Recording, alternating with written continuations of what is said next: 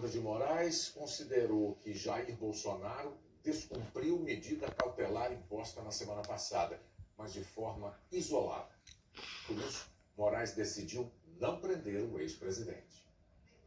Na decisão, o ministro Alexandre de Moraes lembrou que impôs medidas cautelares contra o ex-presidente Jair Bolsonaro na sexta-feira passada. Entre elas, o uso de tornozeleira eletrônica e a proibição de usar as redes sociais, e que na última segunda-feira reiterou o alcance da medida. Moraes afirmou que a proibição inclui, obviamente, as transmissões, retransmissões ou veiculação de áudios, vídeos ou transcrições de entrevistas em qualquer das plataformas das redes sociais de terceiros, e que Bolsonaro não pode se valer desses meios para burlar a medida sob pena de imediata revogação e decretação da prisão. Na segunda-feira, Bolsonaro esteve no Congresso e falou com jornalistas. Mostrou a tornozeleira, um gesto postado em diversas redes sociais, incluindo a do filho Eduardo. Alexandre de Moraes pediu então explicações à defesa sobre o descumprimento das medidas cautelares, sob pena de prisão. Em resposta, os advogados de Bolsonaro alegaram que ele está cumprindo as medidas restritivas e pediram que o ministro deixasse claro se Bolsonaro estava proibido de dar entrevistas.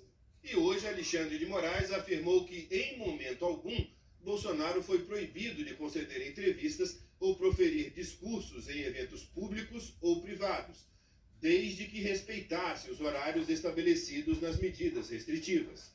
Mas reiterou que não será admitida a instrumentalização de entrevistas ou discursos públicos como material pré-fabricado para posterior postagens nas redes sociais de terceiros previamente coordenados.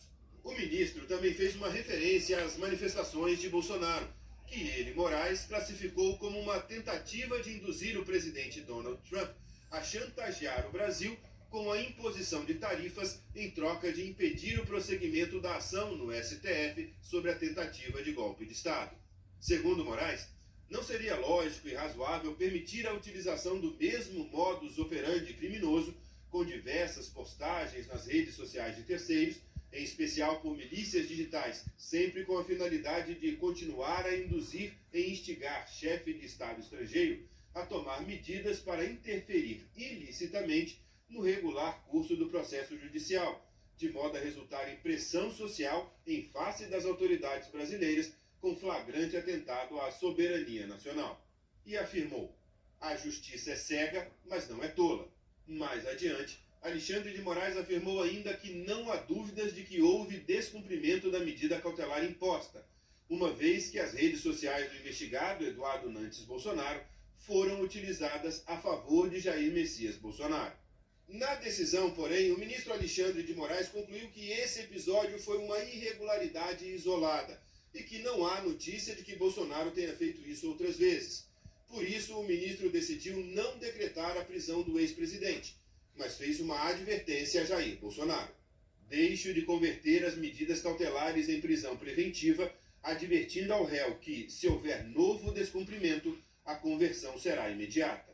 O professor de Direito Constitucional da Universidade Federal Fluminense, Gustavo Sampaio, afirmou que Moraes apontou a publicação nas redes de Eduardo Bolsonaro como um exemplo de descumprimento da medida cautelar. Que aquela publicação na rede social do filho traduziria, portanto, o emprego de terceiro para contornar a decisão cautelar estabelecida pelo Supremo Tribunal Federal. Sampaio afirmou que, no fim, será o ministro Alexandre de Moraes o responsável por avaliar se a decisão está sendo cumprida ou não. No final das contas, o ministro Alexandre de Moraes chama para si e conserva em torno de si toda a autoridade para decidir se o presidente Jair Bolsonaro terá ou não violado a medida cautelar, terá ou não obedecido às ordens restritivas estabelecidas pelo Supremo Tribunal Federal. Muito difícil fazer essa caracterização, porque estamos falando de um líder político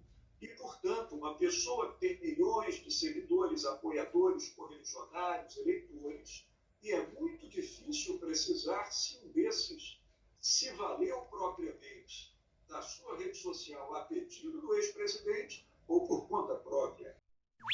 Brasil!